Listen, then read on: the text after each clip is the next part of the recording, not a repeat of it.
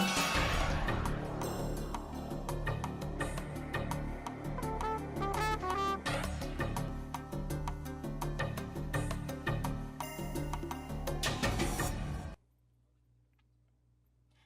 I'm Camille and welcome to The Talk. Today I have here with me Tatianna and Nadja, and we're going to be talking about the Howard University's Communications Fair. So last year, the students of the University of Maryland Eastern Shore attended and learned a lot about communications and the things that it has to offer as careers. So, Tatianna, what was it like for you? For me, the experience was at first intimidating. Seeing so many people in my potential career field intimidated me because I didn't realize how much competition there would be. So at first I was in shock. I'm like, wow, this is going to be so hard to get where I want to get. And then I was a sophomore at the time. There are grad students there with resumes that looked so much better than mine, and I'm just like, this is so intimidating. And then you are sitting in front of a panel of about 5 people, and there's a room full of like 100 people trying to get their attention. So it was intimidating, but in the end, it motivated me to realize that if there was somewhere that I wanted to be, an ultimate goal that I was trying to reach, how much hard work and dedication and focus that it would take for me. So in the end, it turned out to be beneficial for me. But at first, it was a little scary. So, what about you? What was something that was like, I'm not sure if I want to. Probably when I went my sophomore year, I was going to kind of see like, do I want to stay at the university or not? Because being an English degree, I was like, this doesn't seem like the right major per se. I feel like I should have had a mass communications degree versus an English. So I went there with that like state of mind, just mainly asking questions about, like comparing and contrasting and what could make me stand out with an English degree and what things could I do versus transferring somewhere else, starting all over with a communications degree. But I was very lost my sophomore year because, like Tatiana said, it's a lot of people there. It's a lot of people who are better than you. It's a lot of people who have more stuff on their resumes and all these internships and stuff. So it is intimidating, but you have to know that like you're the best of the 100,000 people out there. Yeah, that's an important mindset to have. Not so much as what people have on their resume. Your resume should be flawless, but you should be able to show the work.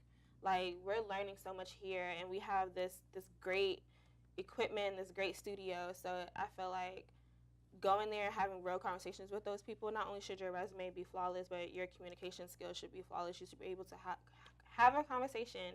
So, what are some things that you're looking forward to showing on your resume?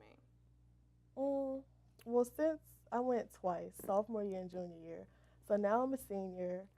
I have a lot more to show. I've done a lot more. I've had work with websites for like journalist internships. I have more experience under my belt, more demo reels I could possibly put on my resume and my website. So I have a lot more on my resume to put there versus my sophomore year when I was only in like Hawk Radio and Discover UMES. So I'm hoping that something happens. So, what was one of the tables or panelists that really stood out to you? Honestly, I'm going to be 100% honest. I just came across the booklet that they handed out with all of the different internships that were there.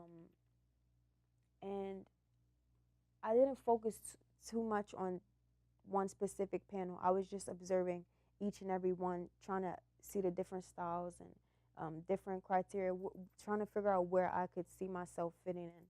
So at the time, um, being as though it was intimidating, I was looking for more like a comfort feel. So I remember going to um, PBS station, and the woman, she was she was welcoming. She was talking to me, and like I said, there was a lot of competition, and most of the time I'm very quiet. I'm very reserved. So for me to stand and speak up is a little more difficult, which is something I've improved on because in an experience like that, I realized that closed mouths don't get fed, so I have to speak up.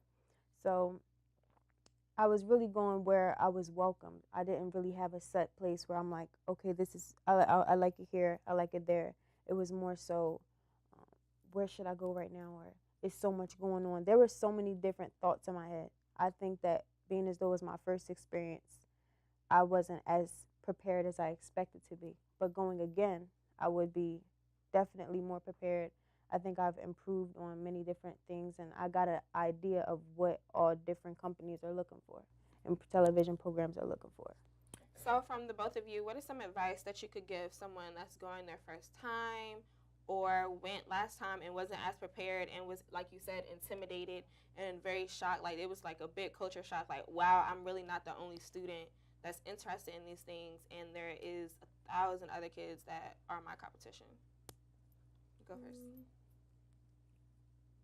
Step out your comfort zone, because that is a big opportunity that not a lot of people have, to speak to these top companies or these big companies, and you're talking to recruiters who get like endless applications per year for like a job or internship, and you're talking directly to that person. So that's an opportunity not a lot of people take advantage of. So if you want to attend the fair, step out of your comfort zone and don't just be like one track minded, like, oh, I want to be a reporter, so I'm only going to talk to reporters, because there could be someone in like public relations who's probably looking for somebody related to reporting or journalism in that sense, and you just missed out an opportunity because you decided, since they're not technically reporters or that's their job title, you just passed it up. So just step out.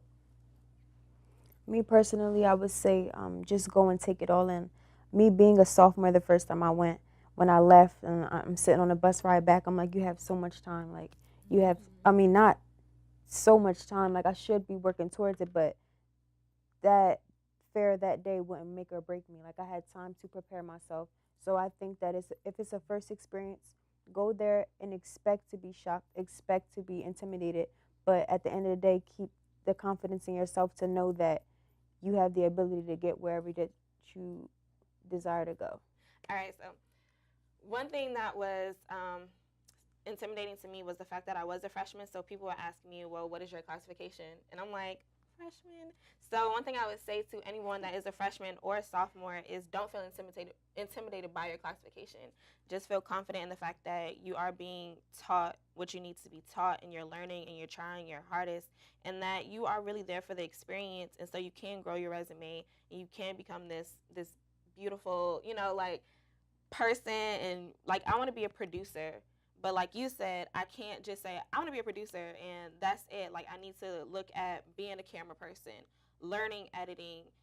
It's becoming like our teacher says, Miss Burkle, she always says, it's a convergence. So you have to learn a little bit of everything so you can become a well-rounded individual. Jack of all trades. Exactly. So Yeah. when you go and you speak to these people, they're like, oh, you want to do this, but you're not so above this. So we could use you for camera, we could use you for editing, you could write, you can speak to people. So I am grateful that I am an English major, because it's teaching me how to write and speak. So that's all the time we have today. And I thank Nadja and Tatianna for speaking with me. That's all for the talk. Thank you. Thank you.